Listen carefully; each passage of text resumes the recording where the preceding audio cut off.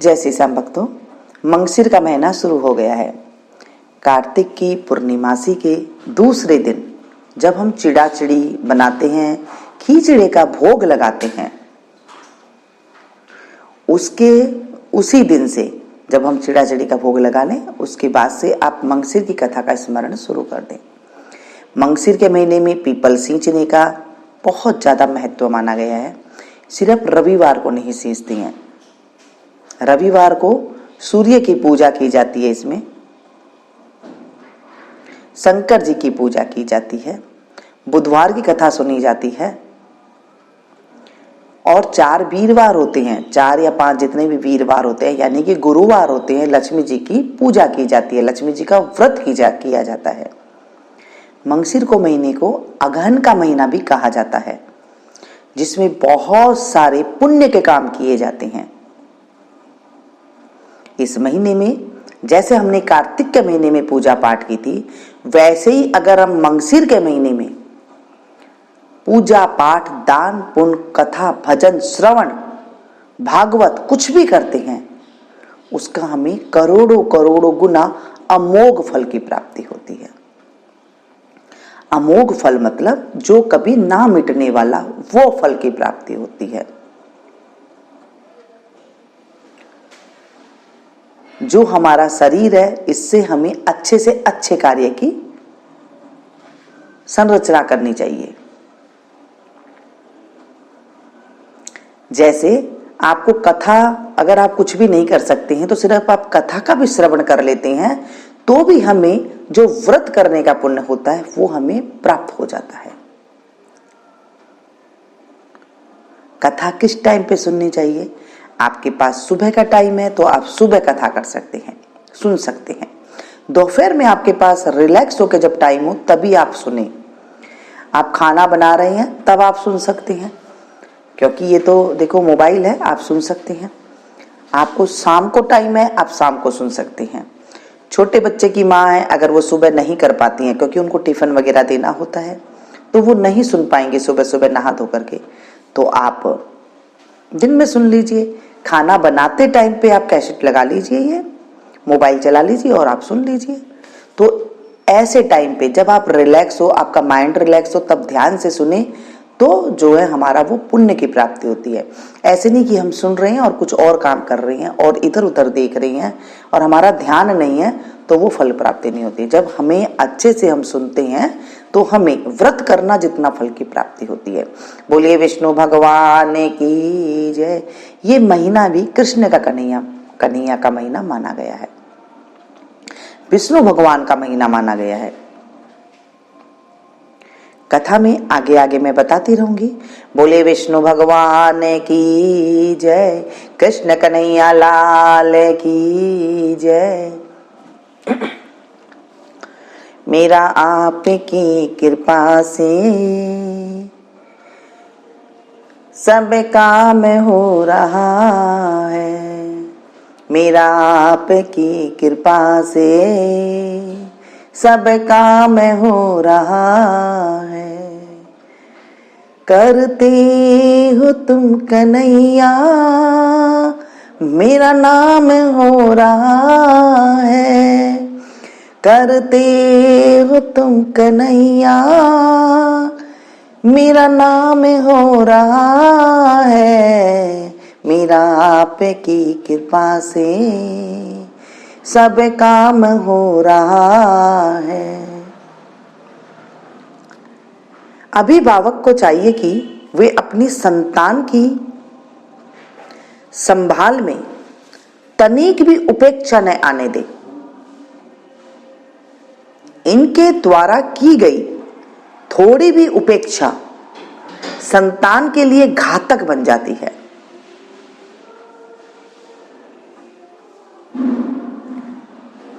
सुनीता की कथा। सुनीता मृत्यु देवता की कन्या थी। बचपन से ही वह देखती आ रही थी कि उसके पिता धार्मिकों को सम्मान देते हैं और पापियों को दंड। सहेलियों के साथ खेल में प्राय वह इन्हीं बातों का अनुकरण किया करती थी। एक बार वह सहेलियों के साथ खेलती हुई दूर निकल गई। वहां एक सुंदर गंधर्व कुमार सरस्वती की आराधना में लीन था। उस पर दृष्टि पड़ते ही सुनीता उस पर कोड़े बरसाने लगी। भोलेपन से इसे वह खेल ही समझती रही। वह प्रतिदिन आती और निरपराध गंधर्व कुमार को सताती। एक दिन गंधर्व कुमार को क्रोध हो गया। वह बोला, भले लोग मारने वाले को मारते नहीं और गाली देने वाले को गाली देते नहीं, यही धर्म की मर्यादा है। सुनीता में सत्यवादिता आदि सभी गुण कूट कूट कर भरे थे। उसने अपने पिता से सारी घटना ज्यों की त्यों सुना दी। भोली होने से वह गंधर्व कुमार की बातें समझ नहीं पाती थी। उन्हें समझाने के लिए उसने पिताजी से आग्रह किया। मृत्यु ने अपनी पुत्री की जिज्ञासा पर चुप्पी साध ली, जो कि अच्छी न थी।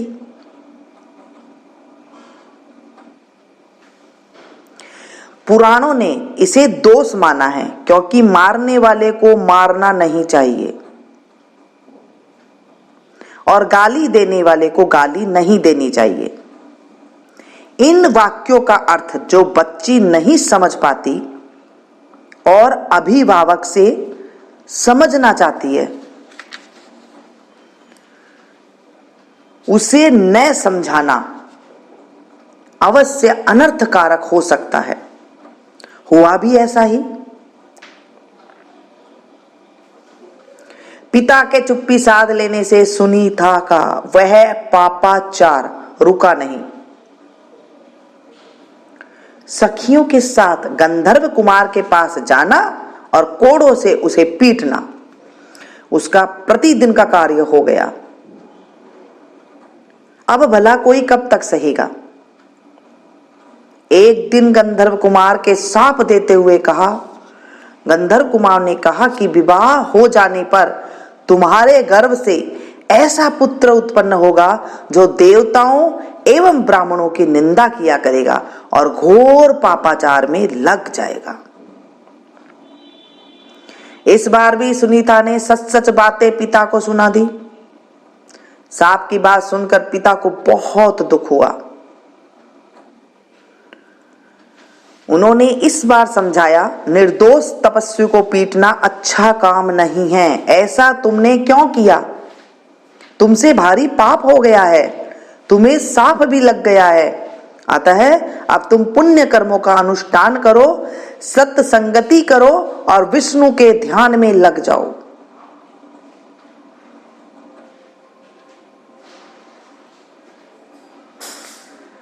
वयस्क होने पर पिता को सुनीता के विवाह की चिंता हुई। वे अपनी कन्या को साथ लेकर देवताओं और मुनियों के पास गई। सबका एक ही उत्तर था, इससे जो संतान होगी वह भयानक पापी होगी, अतः हम इसे स्वीकार न करेंगे। इस तरह शाप के कारण सुनीता का विवाह ही रुक गया।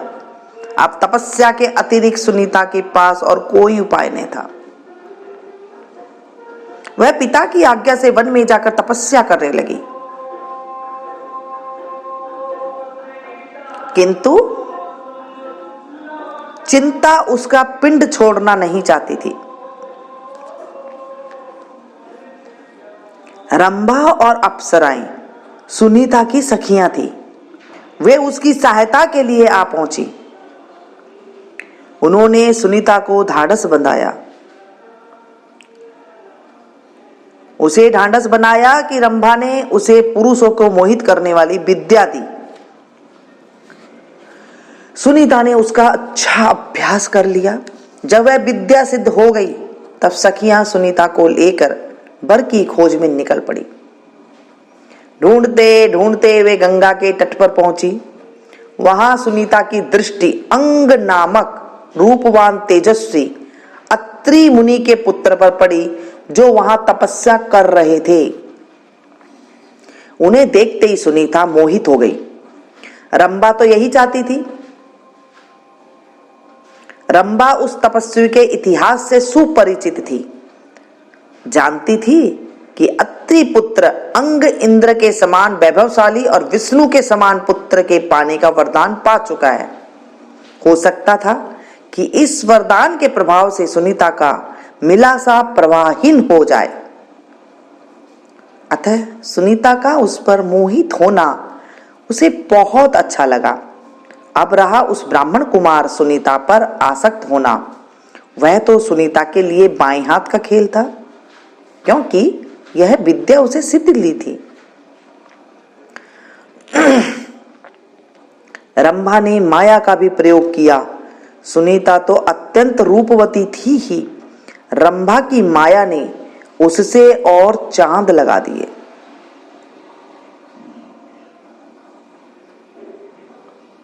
अब उसकी तुलना संसार में नहीं रह गई थी।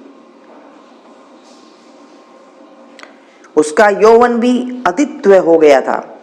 उसके गीतों में सौ आकर्षण भर उठे। सुनीता झूले पर बैठकर संगीत गाने लगी। सुनते ही अंग का ध्यान टूट गया। वे खिंचे हुए से स्वर के उद्गम की ओर बढ़ते चले गए। सुनीता पर जब उनकी दृष्टि पड़ी तो उनके हाथ पैर शिथिल हो गए। वे तन मन से उसे चाहने लगे और अपने को संभाल कर बोले, सुंदरी तुम कौन हो? सुनीता चुप रही। रंभा आगे आकर बोली, महोदय यह मृत्यु की कन्या है, इसमें सब शुभ लक्षण मिलते हैं। यह पति की खोज में निकली है, हम लोग इसकी सखियां हैं। रंभा के अनुकूल वचन सुनकर अत्रि कुमार अंग को बहुत संतुष्ट हुआ, बहुत संतोष हुआ। उनकी अकुलाहट कुछ कम हो गई। उन्होंने अपने पवित्र कुल की प्रशंसा की और बतलाया कि मैंने विष्णु भगवान से यह वरदान प्राप्त कर लिया है कि मुझे इंद्र सा ऐश्वर्यशाली और विष्णु के समान विश्व का पालन करने वाला पुत्र प्राप्त हो, किंतु योग्य कन्या न मिलने से अब तक मैंने विवाह नहीं किया। यह कुलीन कन्या यदि मुझे ही वर्ण कर ले तो मैं इसे अदेय वस्तु भी दे सकता हूं। रंभा तो यही चाहती थी, अतः बोली, हम लोग भी योग्य वर की खोज में हैं। यदि आप चाहते हैं तो सुनीता आपकी धर्म भार्या बन रही है, किंतु याद रखें आप इससे सदा प्यार करते रहें, इसके दोष गुणों पर कभी ध्यान न दें। आप इस बात का प्रत्यक्ष विश्वास दिलाइए। इस बात की प्रतीति के लिए अपना हाथ सुनीता के हाथ में दीजिए। अंग को रंभा की ये बातें भगवान के वरदान की तरह प्रिय लग रही थी। उन्होंने अपना हाथ सुनीता के स्विन हाथ पर रख दिया। इस तरह दोनों का गंधर्व विवाह के द्वारा जोड़कर रंभा बहुत संतुष्ट हुई और विदा मांगकर अपनी सखियों के साथ घर वापस आ गई। अब वरदान के साथ सांप का संघर्ष सुनिए। वरदान के प्रभाव से सुनीता का पुत्र सभी लक्षणों से संपन्न हुआ। पुत्र का नाम वेन रखा गया। अत्रि के वंश के अनुरूप इस बच्चे ने वेद दर्शन आदि सारी विद्या में निपुणता प्राप्त कर ली। धनुर्वेद में भी यह निष्णात हो गया।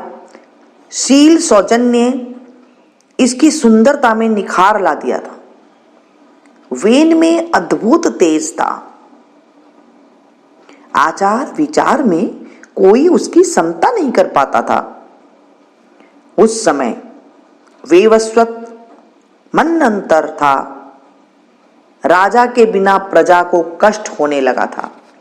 विश्व भर में वेन का प्रभाव उदित था। वेन के समक्ष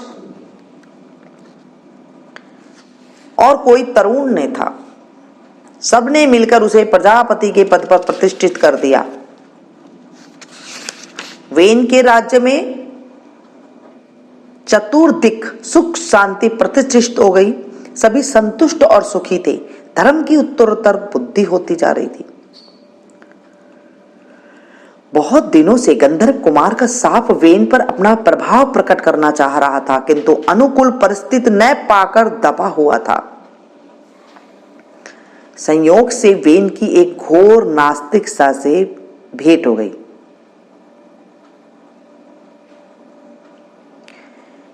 जब एक घोर नास्तिक से जब भेंट हो गई तो इस संसर्ग से सांप को पनपने का अवसर मिल गया। जैसी संगत होती है वैसे हमें असर आ जाता है। नास्तिकता का प्रभाव उस पर उत्तरोत्तर बढ़ता चला गया। थोड़े ही दिनों में वेन घोर नास्तिक बन बैठा। वेद पुराण स्मृति आदि शास्त्र उसे जाल ग्रंथ दिखने लगे। संध्यापासना तर्पण यज्ञ श्राद्ध आदि सत्कर्म उसे जाल दिखते थे और ब्राह्मण बहुत बड़े वंचक, माता पिता के सामने सिर झुकाना भी उसे बुरा लगने लगा। वेन समर्थ तो था ही, उसने संपूर्ण वैदिक क्रिया कलापों पर रोक लगा दी। राज्य में धर्म का लोप हो गया। पाप जोरों जोरों से बढ़ने लगा। पिता अंग अपने पुत्र का यह घोर अत्याचार देखकर बहुत ज्यादा दुखी हो गए। उनकी समझ में नहीं आ रहा था कि भगवान विष्णु का यह वरदान विफल कैसे हो रहा है। वे सांप की बात नहीं जानते थे। सुनीता सब बातें समझ तो रही थी, किंतु उसे खोलना नहीं चाहती थी। अत्रि कुमार अंग ने पुत्र को समझा बुझाकर रास्ते पर लाना चाहा, पर उन्हें सफलता बिल्कुल नहीं मिली। इसी बीच सप्तर्षि आए। अब वरदान को चेतने का अवसर आ गया था। सप्तर्षियों ने बहुत प्यार से वेन को समझाते हुए कहा, वेन दुस्साहस छोड़ दो, अपने पुराने रास्ते पर आ जाओ। सारी जनता तुम पर अवलंबित है। धर्म के पथ पर लौट आओ और प्रजा पर अत्याचार करना बंद कर दो। किंतु अहंकार की मूर्ति वेन ने सप्तर्षियों को फटकारते हुए कहा, मैं ज्ञानियों का ज्ञानी हूं। विश्व का ज्ञान मेरे ही ज्ञान है। ये मेरा ही ज्ञान है जो मेरी आज्ञा के विरुद्ध चलता है, उसे मैं कठोर दंड देता हूं। आप लोग भी मेरा भजन करें। ऋषियों ने जब वेन के इस रोगों को असाध्य समझा और उसके पाप को बलपूर्वक निकालना चाहा, तब झट उन्होंने वेन को पकड़ लिया और उसके बाएं हाथ को भली भांति मथा। फलस्वरूप इस हाथ से एक काला कलूटा और नाटा पुरुष उत्पन्न हुआ। उस पुरुष के रूप में वेन का सब पाप निकल गया।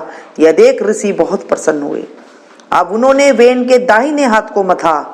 इससे अपने वरदान के फलीभूत करने के लिए भगवान विष्णु ही पृथु के रूप में प्रकट हुए। पाप के निकलते ही वेन की नास्तिकता भी पूरी तरह निकल गई। सप्तर्षियों की कृपा से वेन ने अपनी पहली अवस्था प्राप्त कर ली थी।